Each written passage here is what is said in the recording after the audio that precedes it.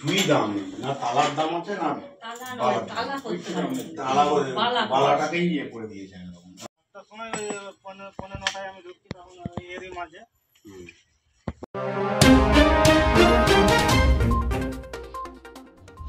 আবারও চুরির ঘটনা ঘটল দাসপুর থানার কলরা গ্রামে। কলরা গ্রামের সৌগত সামন্ত ও জাকির হোসেনের বাড়িতে গভীর রাতে চুরি হয় বলে অনুমান করা হচ্ছে।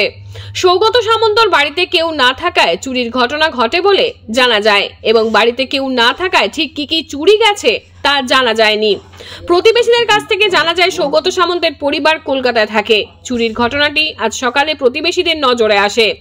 অপরদিকে ওই গ্রামেরই জাকির হোসেনের বাড়িতেও চুরি হয় বলে জানা গেছে। চুরি গেছে প্রায় 50,000 টাকা নগদ। দুটি ঘটনায় দাসপুর থানায় জানানো হয়েছে। দাসপুর থানার পুলিশ চুরির তদন্তে নেমেছে। ইন্দ্রজিৎ মিশ্রের রিপোর্ট, আমি সৌমিনাথ দত্ত, স্থানীয় সংবাদ। যেটা বলছেন আবার ওইটাই বলুন। আমি জাকির শেখ, বীরভূমের বাড়ি। আমি এখানে লেবার মিস্ত্রি নিয়ে কাজ করি। আমি সকালবেলায় সব মিস্ত্রি সব ছেড়ে দিয়ে আমি কাজের সাইডে চলে গেছি, তালা চাবি মেরে আমি ঘুরে এসে দেখি বাজার করতে যাব, ব্যাগটা আনতে এসেছি। এসে দেখি আমার তালা ভাঙা, সব আলমারির চাবি টাবি সব ভেঙে নিচ্ছে।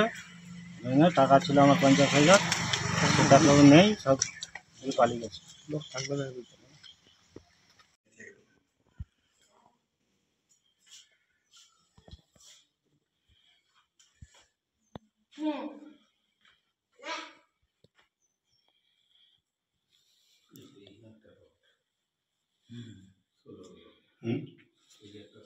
এটা বলছে শিশিরদার, মানে সলিলদার।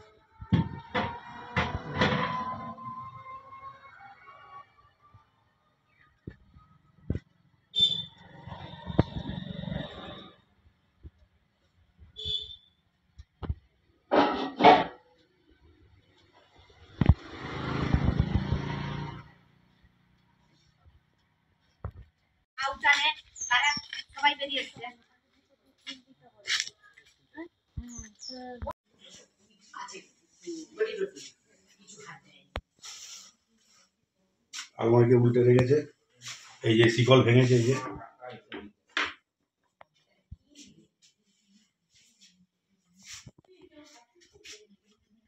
ঘাটাল মহকুমার সমস্ত খবর সঙ্গে সঙ্গে পেতে আমাদের এই চ্যানেলটিকে সাবস্ক্রাইব করুন।